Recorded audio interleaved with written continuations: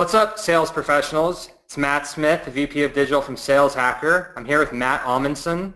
He's the VP of Marketing and Sales Development at EverString. And today we're super excited. We're going to talk about how to build a data-driven sales process. Understanding your sales process and documenting it and really thinking through it is key to driving results for your organization. I'm super excited to talk with Matt today from EverString. What's up, Matt? Hey Matt, this is great. 2 Matts for the price of 1 on Sales Hacker webinar. Super excited to be on today. Really just want to share some of some of my experience and what I've seen that's successful. You know, I'm a person who always approaches everything, you know, with a sort of an empty cup. So I don't think I'm always right, but I know that these tactics work for me, and hopefully they'll work for you as well. So just to give you a little brief personal history on myself, I'm a graduate of UCLA. I graduated from UCLA in 2003, went straight to work at a company, at the time, small business called Red Bull, which I actually have one in front of me right now, so still very brand loyal. Started there at the business when they were about 400 million and grew, certainly not myself, but grew with the company to $2 billion in annual sales, which is an awesome experience. Transitioned out of Red Bull to a company called Foster Grant International. Foster Grant is, if you've ever been to like a Shoppers Drug Mart or a Walmart, they are the people that sell the sunglasses in there for about, you know, anywhere from $10 to $20. So largest sunglass manufacturer here in the United States. And it was an awesome experience. It was my first acquisition. We were acquired by a French company called Essilor, which makes transitions and Crizal lenses. Then after that, I decided to sort of try my hand in Silicon Valley, moved up to San Mateo and started working at an awesome company called Marketo. If you guys are familiar, Marketo had a $1 billion IPO back in 2013 and then was later acquired by Vista Equity for $1.8 billion. After Marketo's IPO, I left and went to a business called Tipco, who was also acquired by Vista Equity for $4.3 billion.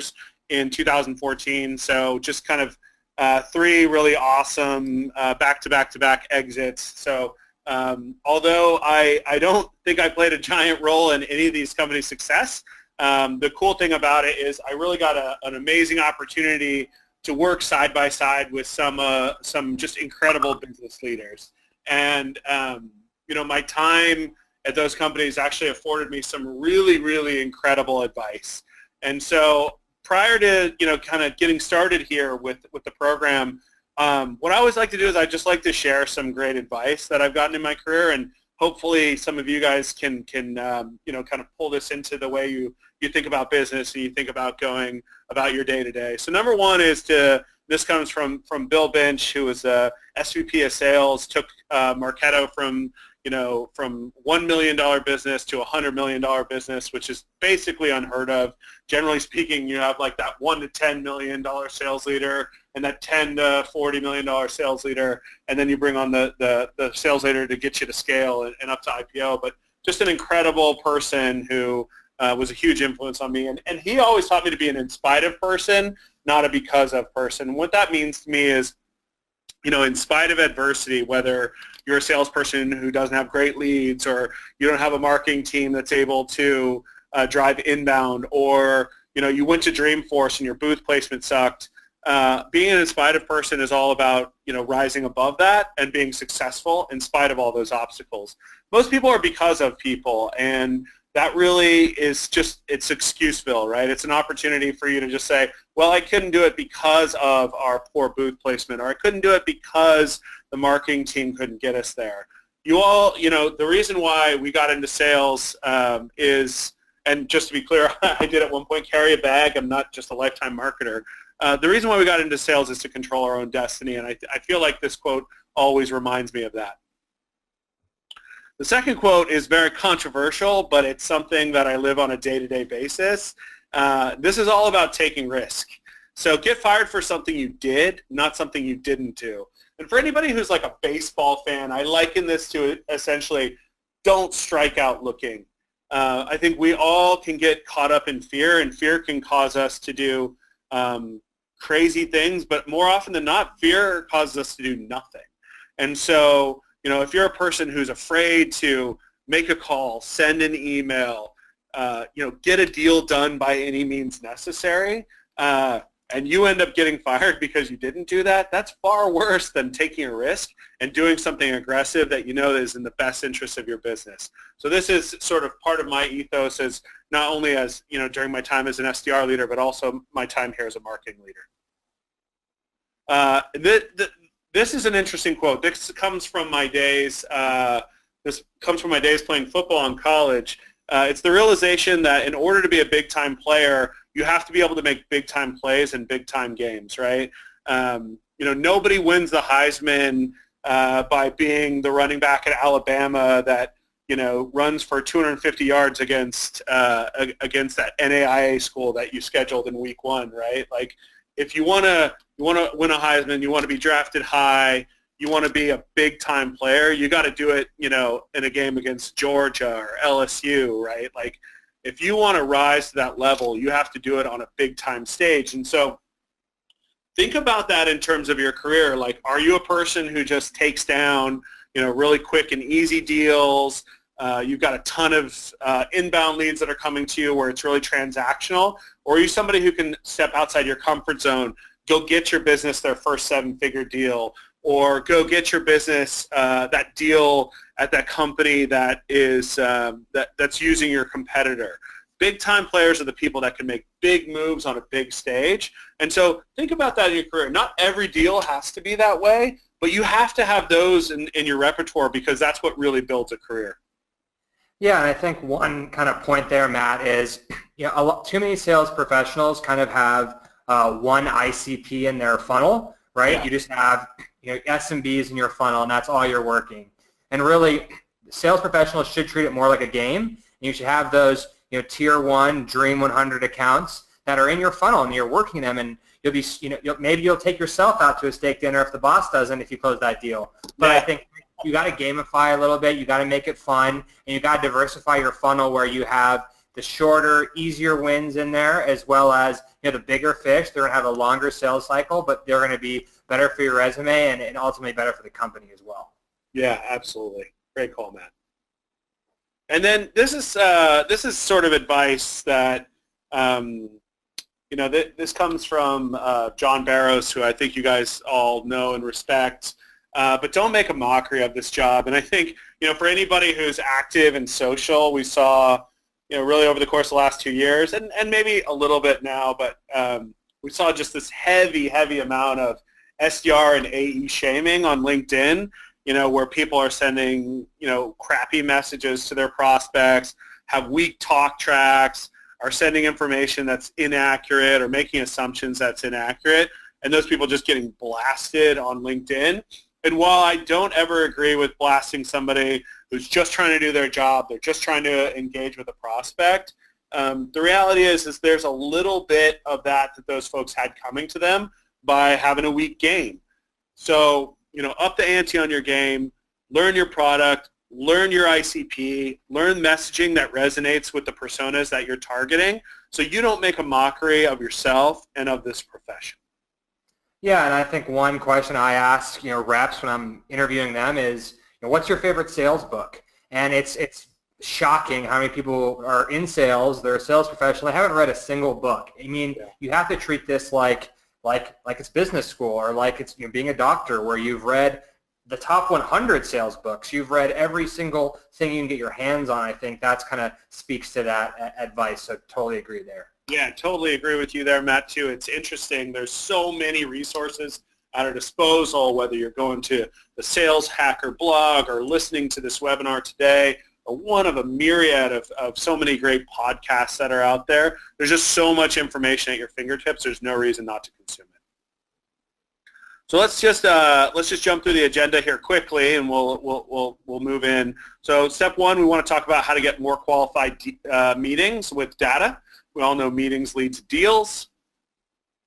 We'll talk about fire data, which is something that I'm going to be talking about extensively over the course of the next year if you want to follow any of my thought leadership in places.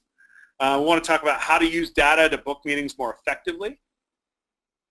And then we want to get into no more weak talk tracks. Like, that is something that is really killing sales professionals. It's just getting somebody on the phone. I know that we've moved into a space in this world where you get so few people on the phone, and when you do, it's almost a surprise. We want to eliminate our surprise and our inability to engage with people. So are we really talking about just call scripts, or is there something more than just call scripts there?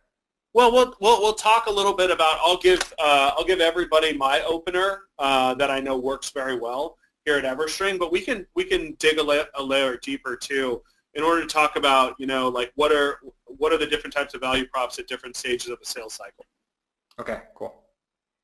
So we'll talk about how to plan for better calls, because it's all about planning, and then how to keep people on the phone and transition from value and interest to getting somebody booked into a meeting. We'll also talk about, this is something that I really like talking about, starting closer to the finish line. I'll give you guys some tactics on that. We'll talk specifically there about how to use relationship data correctly and how to take control of our relationships. And I can't tell you how many times we get into sales cycles where we're not leveraging our relationships within a given account effectively. So I'll give you some strategies there. So what are we doing here? Why are we here? Because we don't want to be this guy. We want to be this guy, right? We don't want to finish a month or finish another quarter not hitting our numbers. We want to get to a place where, for lack of a better term, we're making it rain. And I think a very interesting and probably poignant position here is that data can be what causes us to go from not hitting our number to being incredibly successful. So let's talk about getting more qualified meetings with data, not just the little fish, but the marlin here. So what you need in order to get FIRE data, and FIRE data is essentially, it's just an acronym for fit, intent, relationships, and engagement. So let's start off by talking about fit. And fit is something that's important because, as a person who worked at Marketo for years, we didn't really talk about fit so much. We talked a lot about engagement, but for anybody who's in a sales role, who's on the phone, you guys realize that in a lot of cases you're getting leads that are highly engaged, right? People are doing a much better job of effectively using platforms like Marketo, Eloqua, and Pardot, and HubSpot certainly, in order to engage and educate their prospects. But the problem is a lot of these people work at companies that aren't actually a good fit for your business, right? So whether there's some sort of blocker in terms of like their size, revenue, technology, etc. A lot of cases we're getting these great leads, but we can't actually sell to them. So in order to get a really good understanding of fit, there's a couple pieces of data that I recommend. So data sources that you're going to need is firmographic, obviously, demographic, obviously, but more and more, especially in B2B, here in places like Silicon Valley and New York and Boston, it's technographic data. And this has become really important as people start to build platforms and applications that live on top of things like Salesforce or a marketing automation solution or ERP solutions. Technographics can mean the difference between a deal and not a deal so often, right? If you have to sell to a business that has Salesforce and the company is running Microsoft Dynamics, there's really nothing you can do. Yeah, I mean, I think this is a thing in terms of fit. This is something that is a shift. I mean, the traditional sales guy, and I think a lot of us are former athletes and those type of things, and so we're kind of go, i.e. like let's prospect like crazy, let's get after it. And I think not enough people take the time to really focus that effort and that energy on the fit piece, i.e. like building your list, thinking through it, who's the ICP, and really getting super detailed on that piece. And I've made this mistake myself. New VP at a new job, super excited, just built the crappiest list possible essentially, and just started getting after the calls and the outbound, and it was a total disaster. So I think the sales reps need to slow down on the front end when you're building your list and you're thinking of this fit data, and that will help you speed up faster in terms of more qualified opportunities, quicker sales cycle, etc. So I've made this mistake a ton, and I'm glad we're talking about it. Yeah, absolutely. And it really is the foundation, because if you have intent, if you have a relationship, and if you have an engagement at these accounts with the business isn't a fit, the rest really doesn't matter. So let's talk about intent. So there's some data sources on intent, companies like Bombora that have done just amazing work in terms of essentially being able to give you data on the accounts that are looking into the product or service that you sell. And generally speaking, I don't always like to push vendors, but they seem to be the only people that can actually provide this type of data in a real way. And essentially what they do is they've got a collab of all these publishers, and they're able to track the accounts via reverse IP lookup that are actually looking into different topics, whether that's account-based marketing or ERP solutions or human resources software, learning management systems, whatever it is. They can actually give you an understanding of the businesses that are searching on these topics. And what's great about this is you sort of think about for yourself, like, okay, I've got this funnel. These are the people that are engaged. These are the people that have downloaded assets. These are people that have maybe swung by a pricing page or visited us at a trade show booth, etc. That's like your own business's funnel. What intent data allows you to do is extend that funnel out into the broader world of B2B. So you get a sense finally of, hey, here's all the companies that are looking into my product or solution but haven't actually engaged with me yet. And then you're able to go out and sort of have a conversation. I'll show you how to frame this later. But you can have a conversation around, hey, I understand that your company may be looking into a solution like ours, and you can get there in a lot of cases before your competitors are able to get there. There's other things that you can do too, not just if you don't have budget to bring on a platform like Bombora. You can look at events on their website or social. Are they going to trade shows? Are they hiring somebody for a specific role? These are great sort of hacks around that. Hey, I noticed that you're going to Dreamforce. My guess is you guys are interested in selling to Salesforce's install base. Or hey, I noticed that you're going to a trade show on content. I understand content may be an important topic for your business, etc. These are great ways to sort of get in front of a company prior to them needing to bring on a new technology or service, and they can be great triggers to start a conversation. Relationships. So this is interesting. I think this is really sort of the fourth dimension of understanding what accounts are a good fit for you. Clearly, resources like LinkedIn, undergrad business schools, etc., are a great way of tracking relationships. But actually, I think that there's going to be some interesting vendors, and I've seen some early stage stuff, who are going to be able to actually take this data and operationalize it and be able to create things like relationship scores between businesses. So this is not data that's readily available from the perspective of I can buy it, I can add it to Salesforce records. But this is really the future. And I know a lot of people are probably sitting there and saying things like, well, I reach out, I ping my CEO when he's got a relationship with a business already. But this is really, really important because it's not just about, hey, my CEO has a relationship with their CFO, et cetera. It's what's the strength of the connections that exist between our two businesses? Do we have multiple people? I want to aim my guns at businesses where we have a lot of connections and are actually a good fit for our company, because this starts to give me another avenue for starting a dialogue. I don't just have to cold call. I don't have to cold email. I don't have to use LinkedIn to send direct messages, etc. I can start to leverage my network to have more to start more conversations within an account. Yeah, I mean, this is something that I just have not mastered in my own sales process. I mean, I always kind of feel a little uncomfortable at doing those asks, and then typically what I've seen be successful is when you ask for the intro via your connection, you kind of write the intro email even for them, so they don't have to do it. And so I think there are some hacks here, and this is probably something where it's like this is a full ebook. How would you leverage your relationships to get those intros, because it's a totally underutilized source for new business, just like referrals are. Most salespeople don't ask for referrals either. And I just think, there's a lot here, and I think getting good at this stuff as it becomes, as outbound and the cold prospecting becomes more and more kind of difficult and more crowded, I think the referrals and the relationships are going to be even more important. So absolutely. Yep. The other thing too is you want to be able to map your employee relationships to your prospect accounts. I touched on that a little bit earlier, but do we have is it our VP of marketing and their VP of marketing, et cetera? And then you can move to the next.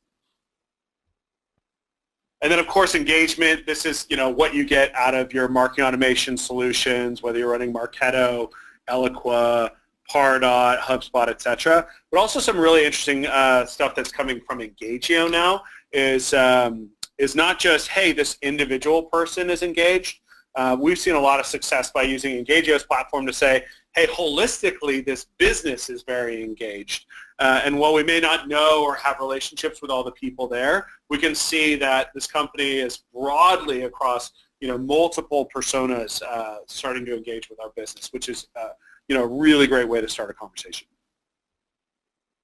So how to execute. So there's a lot of, you do the full build here, Matt. There's a lot of people that are, hey, it's all about phone, or hey, it's all about social, or hey, it's all about email. I think probably more often than not, I think a lot of people out there are heavy on email. And a lot of that has to do with the fact that there's these great platforms out there like SalesLoft and others that help you send more emails, do more personalization, execute that at a high level. But I'm a person who really believes in all three. I think I didn't put it in here, but our statistics around this is when we just email, we get a 3% response rate. When we include social in that, it jumps to 12. And then when we include phone, it jumps to 17% response rate. So it's really not just like each piece stands on its own and really like, oh, it's 1 + 1 + 1 = 3. It's really like 1 + 1 + 1 = 10.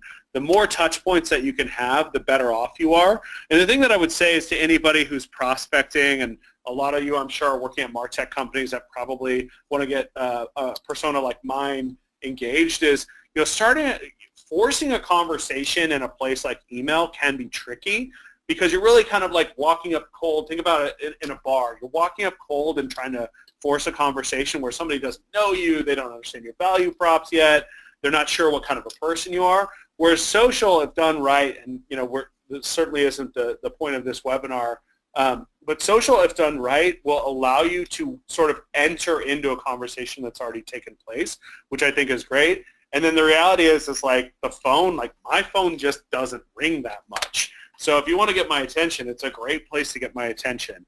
I know that there's more and more people that are starting to use text. I don't know how I feel about text in general yet, but I think some people have had success with it. You guys should think about it. And if you're having success, tell me about it because I'm interested to know more about it. So here's an email. I know it looks a little bit long just because it's blown out, but actually it's fairly short, condensed down into email. But here's a great way. This is a cold email that we use all the time, especially when we're incorporating our fire data into it. And so it's I'll read through it briefly. As the blank at your company using X technology, I'm sure you run into this issue all the time. We work with hundreds of title VP of marketing in your industry who experience the exact same issue, and we've helped solve this issue at similar companies like X, Y, and Z and provided them with a 30% increase in X. Think about this. This is a great way to say, hey, I know who you are. I know what you're using. I know the issues that you're experiencing with it. We're working with lots of people who are just like you in your industry who experience the exact same issue. And we've helped solve this problem at companies like this one and this one who are just like you and help them see an increase like X. I think generally speaking, this opening line here will work for just about any company, right? Any product or service, because you're essentially saying, hey, I empathize with you. I know who you are. I understand your pains. We've had a good success and a solid track record solving those issues for other businesses. So this is a great way to just start one. I noticed that a few members on your team have been doing some research on our website, and that your company is beginning to do research into the X space. Then your CTA, which is fine, and then PS area is a great way to lean into investor. On the CTA, I always do like to put a day and time, just because if someone comes at me and says, hey, are you free to meet for 30 minutes? I just think about my calendar without looking at it, and I just say, I'm super busy. There's absolutely no way I can create 30 minutes in my schedule for you. But if you say, hey, can you talk Thursday at 1:30, I will go to my calendar, look at that day, look at that time, and understand whether or not I've got some freedom and flexibility. So encapsulated this email, you've got all 4 segments of fit, intent, relationship, and engagement. Fit being sort of this opening paragraph here. The engagement piece being sort of this blue area where it's like, I noticed a few of your team members have been doing research on our space. The purple being the intent piece, and that your company is doing some research into X. And then this orange piece being relationship. I know we share a common investor. Congrats, they're great to work with. So a great way of just like sort of building rapport and starting a relationship. So no more weak talk tracks. A lot of us get into this vector where we like catch somebody over the phone and we're just like, hey, great to, and before we know it, they've sort of hung up on us because we dial all day long. We rarely get people live on the phone. It just becomes a little monotonous, and we're not able to really execute well. So what you need always, and traditionally I do a build here, so I'm sorry you guys are going to see all of it. So you got to always start with a plan. So who do we want to reach out to? What type of accounts? What's the story that we want to tell today? You want to have verified data to support your messaging. So you don't want to reach out to a bunch of people that are running Marketo if you don't know 100% that they're running Marketo. Because if you open into a talk track and say, hey, I noticed you're running Marketo, and they said, you know what, we're actually running Pardot or we're running Eloqua, it's not a good fit.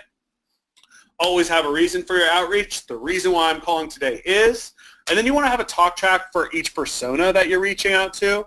So this is the way I sort of think about personas. So C-level is thinking company-wide, right? How this will impact your business as a whole.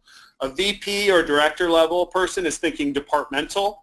So how this will impact your human resources team, your sales team, your marketing team, etc. A manager is thinking about the group or function that they manage. So if they're a program manager, hey, this is how it's going to impact the programs that you're running. And then an IC or individual contributor, this is how it's going to make your life better. And then you always want to have a single clear call to action, whether that's, hey, take a meeting with us at Dreamforce, schedule 30 minutes with one of our professionals. I'd love to give you an assessment on X free of charge. Whatever that is, have a single clear call to action. I think a lot of times people get wrapped around the wrong axles where they're thinking, oh, hey, I'd love to get some data from you and then show you a thing, and it really starts to get a little complicated. I think from the buyer's perspective, they're always a little unsure of what you want. So if it's just, hey, I really want to meet with you at Dreamforce, how do we make that happen? Make sure you hammer that point home. So how to execute. What I always like to do is I like to pick a persona and an industry or something of that that has some common thread between people before you go into a prospecting exercise, because switching between roles and messaging will just slow you down. It'll slow you down. It'll confuse you. You'll mess up your words. You just want to know, like, hey, today we're targeting directors of marketing, or hey, today we're targeting VPs of human resources. Whatever it is, you want to nail that down. You want to verify any pertinent data before your outreach. So if you're looking at technology that might be in front of the firewall, like a JavaScript, like are they running a script for like Salesforce Forms, or are they running a script for Pardot or whatever? Make sure that you verify that before you reach out. If you can't verify what's in front of the firewall, do a search in LinkedIn for roles that might have domain expertise around that type of technology. Hit their Drift or Intercom and chat with. Generally speaking, when you chat with people for B2B companies, it's almost always their SDRs, and it's actually really, really, really easy to get good intel out of them. So, information on their business or types of technology that they have, whatever, you can ping these people. They give up the goods all the time. That's how I did product marketing during my time at TIBCO. I would just hit up my competitors, talk to their SDRs, and figure out what they were running and doing. Illustrate your reason for reaching out right away. Hi, person. Thanks for taking my call. The reason I'm calling is. Just jump right into it. I think the sort of salutations around like, hey, how's your day going? Or or whatever, that will just slow you down. People are just kind of like, I don't want to hear that stuff. Hitting people with thanks for taking my call, and that's why I've underlined it here, really, like, people sort of, it sort of disarms them. They're much more willing to listen to what you have to say because they're like, oh, well, that was nice. And they don't really know how to respond to that. I haven't heard anybody say something like, well, I didn't want to take it yet. It's just a great way to just kind of get people off their guard a little bit. And then wrap up with your call to action and be clear about when and how long it's going to take. I know everybody in their email said, hey, I just want to get 15 minutes, etc. So if you're doing a meeting, if you're doing a discovery call, if you're doing data analysis, make sure people know when it's going to take place, how long it's going to be, and if they need to bring anything to that call. This is true not only in prospecting, but also in later stages of a sales cycle. Hey, we had this great discovery call. I want to show you a demo. Here's what I need from you. We'll do it next week. It's going to take X amount of time. Be very clear and prescriptive about all that. All right, so here's how to execute when you're catching people live. So, if I'm prospecting into Matt, hey Matt, thanks for taking my call. This is Matt from Everstring. Do you have a few minutes to chat? No? Okay, you don't have a few minutes to chat? Great. When would be a good time to talk? And then book that meeting right there. Yes, I do have time to talk. Great. The reason for my call is we're helping companies that run Marketo, like X, X, and X, achieve a 30% increase in X. I've spoken to hundreds of directors of marketing, and they're experiencing these issues. Would you say that's an issue for your business? What if I told you we could X? Would you be open to a 30-minute discussion on that? So it's just a good script in order to keep moving people forward, have a positive conversation, give them that sign of empathy that you understand what issues that they have, and the fact that you know that you can solve it, and here's our track record that supports that. So, final point here, and then we'll open it up to Q&A, is starting closer to the finish line. This is something that I talk about a lot. I'm sorry for anybody who's not a New England Patriots fan. So I have this saying, and it's "Don't bench Brady." The New England Patriots, they do not bring Tom Brady in the fourth quarter. They start him right up front, and you should too, right? Most sales reps bring in executive-level relationships at the end of their sales cycles. So if they're trying to get a deal closed, they bring in their CEO or CFO or CMO or whomever. But actually, if you can flip that on its head and start right from the beginning, you can achieve executive alignment at the beginning and start way above the power line. So if you're at a business where you've got a CEO or a VP of marketing or VP of HR that has a relationship with that corresponding persona at the company you're selling to, you can cut through all the bullshit and get right to the buyer and the decision maker, so you don't have to climb the ladder. This is really important because a lot of people don't think this way. They think about their playbook as being, hey, I'm going to prospect, I'm going to prove some value, I'm going to move my way up through an organization and ultimately get to this person, and when I get to that person, that's when I'm going to bring in my relationship. But stop thinking that way.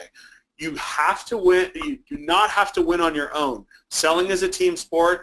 Your CEO, your VPs, your C-level people, etc., they're going to want to engage in sales cycles because they want to bring in revenue. They want to bring in deals. You do not have to be an island. You can sell as a group, and trust me, it's far more successful to do so. So how to execute this, and we'll go through this quickly. Link to everyone at your company. I know that may not be possible for everybody. Some of you guys are in super large organizations, and you just can't do that, and that's okay. So if you can't do that, what my recommendation is to link to everybody above the power line in your organization, because that's really where it's going to help you. It's the relationships that your VPs and above are going to have with other businesses that are actually going to enable you to win a sales cycle. The other thing is know your VCs, who backs you and who backs your prospects. I know that, probably a lot of you guys think about this, but not everybody, right? Like, who's in your VC's portfolio? That's a great way to start.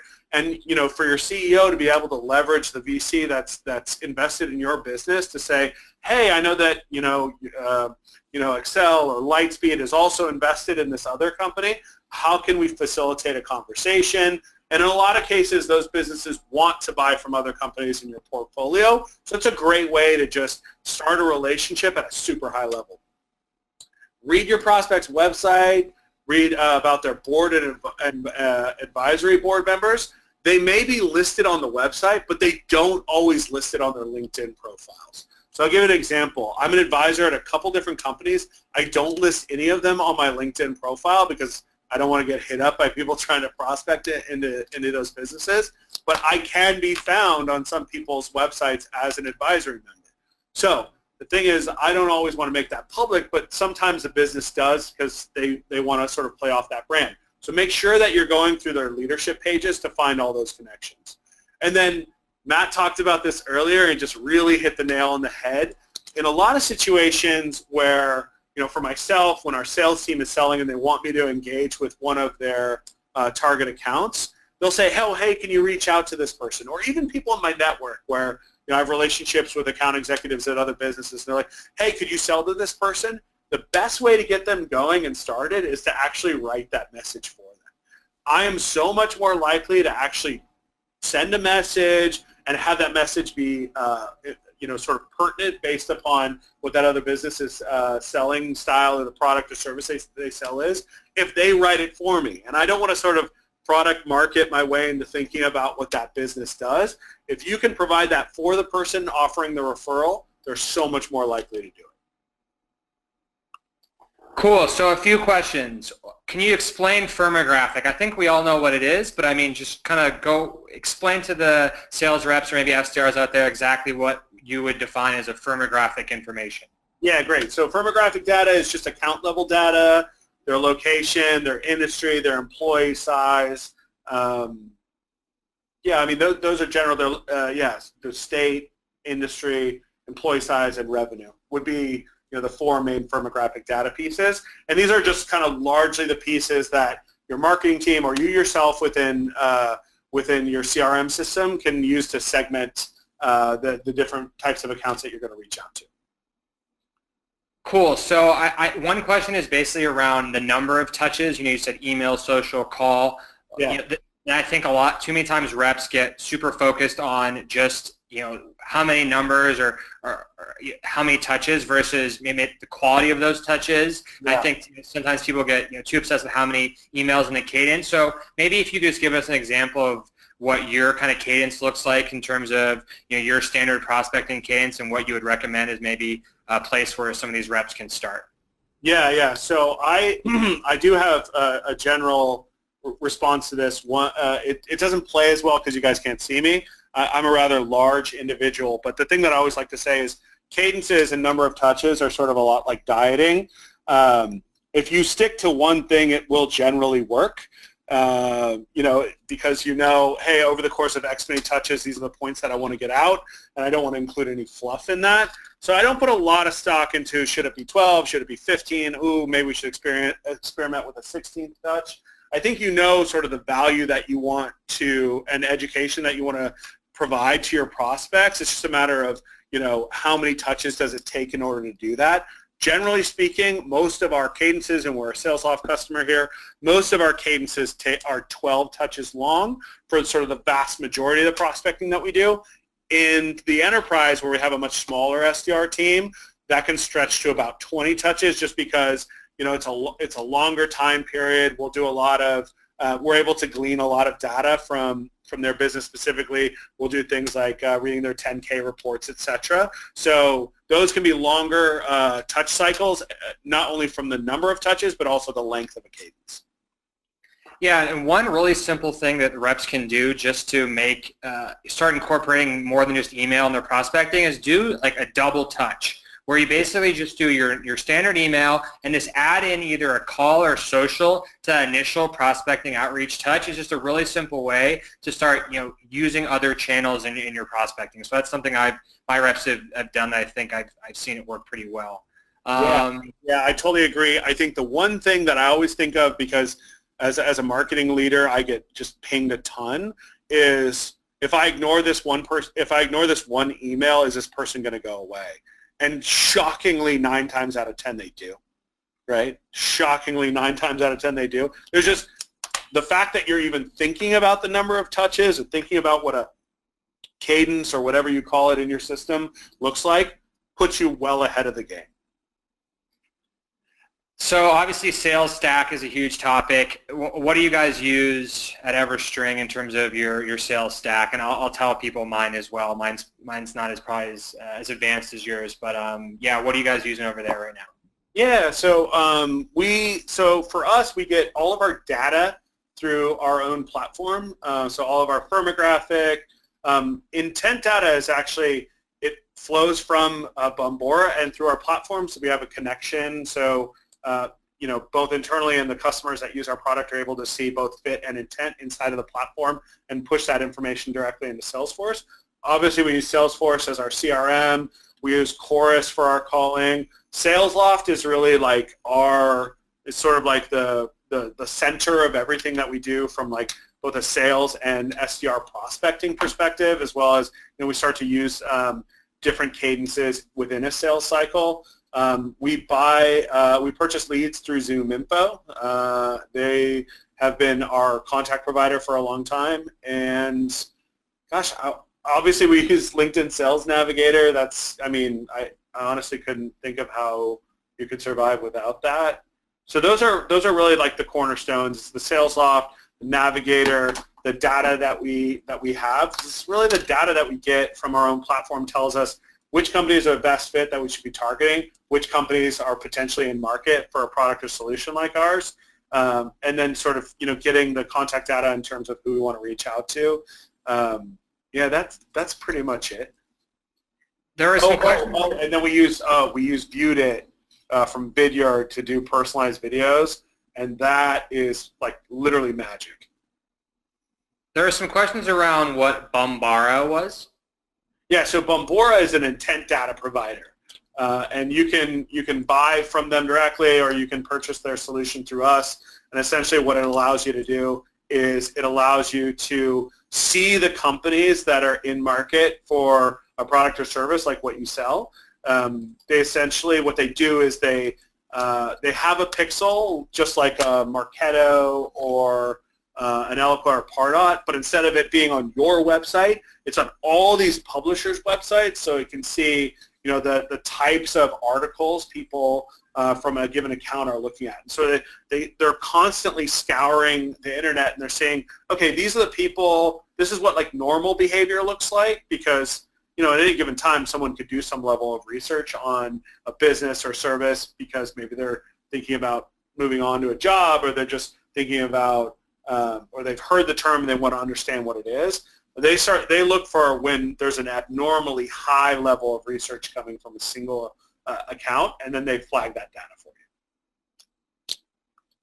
Okay, there's some questions about thoughts on subject lines, do's and don'ts. This is kind of standard stuff that everyone wants to talk about, probably. One thing would be just my 2 cents. Obviously, personalization is huge. If you a little hack, look to the left of your body of your email. If it's more about you, as in, i.e., the company, your company, you're talking too much about yourself. So it should be, what is the prospect going to get? What's the value the prospect's going to get? Not the, the features of your product. These are obvious sales things, but people still kind of forget this stuff in their everyday prospecting email. I don't know, Matt, do you have any thoughts around kind of general subject lines, do's and don'ts? Yeah, I think obviously you don't want to include any words like free or complimentary. Any special characters like emojis and stuff, I have not seen any of that work. Very simple hack is, if you've got a platform like a SalesLoft or others that might do this, is just to put a blank name field in there so that it populates their name, and then comma, and then the message. But honestly, for us here at EverString, we leave our subject lines blank in all of our cadences in SalesLoft, and we force the SDRs to write a custom subject line for every single person. So I'm probably the worst person in B2B to tell you which subject line works, because we do a different one every time, so I've got no data on it. But the thing that I would tell you is our open rates are super high because we personalize every message. And it's fine to say things like, like, hey, Matt, I want to get your marketing team swishing threes like Lonzo Ball, or, throwing touchdown passes like Josh Rosen because I went to UCLA. It's a great, being super personal there totally works. But the thing is, if you do that, you cannot bait and switch the prospect. You can't be like, hey, Matt, like I want your team to do the 8 clap after you guys succeed, and then it's just a pitch. You know, it's got to be like, hey, swung by your LinkedIn profile, saw they went to UCLA, that's so cool. I'm a huge fan of their football team or their basketball team or whatever it is, and then layer in your value props. We find that works exceptionally well. Like if someone talks about being a golfer on their Twitter profile or their LinkedIn, or being a data-driven marketer, it's really just using their language back at them allows them to be like, oh, wow, like this person is a person. They're reaching out to me specifically. They've thought about me. And I don't like, we don't do a whole lot of heavy personalization within the body of the email, but personalization, I think, works great in the subject line. Yeah, and really simple things you can just do. Everyone is just start with, you know, A/B test everything right out of the gate. I mean, not everyone will write the custom headline every time, which we understand, but you know, at least when you're starting a prospecting campaign, you know, very basic. Just start with 2 different cadences. They're email based and have different subject lines for both, and send them at the same time to similar ICPs. And at least you have data to compare one versus the other, and then you can kind of optimize for there. Once you kind of have got the champion subject line, you can then work in the body. So this is very obvious, like kind of internet marketing type stuff that most sales reps should probably be doing, that they don't do enough of. So yeah, no, I think that's most of the questions. Want to apologize to Matt for some of the technical difficulties. So what we're going to do, guys, is we're going to clean up this webinar. Any of the technical snafus, we're going to get all cleaned up, and everything will be in Sales Hacker U. It'll look all pretty, and so it'll be a nice piece of content, a little less rough, a little less hacked together than what me and Matt did today. So thanks, Matt, for putting up with the technical issues, and we'll make it a lot better next time. And the on-demand version in Sales Hacker U should be a thing of beauty. It literally happens to everybody, and I think this is the right audience to know that it happens to everybody. All right, appreciate it, everyone. Have a good day, and we'll see you next time at Sales Hackers webinar. Thanks.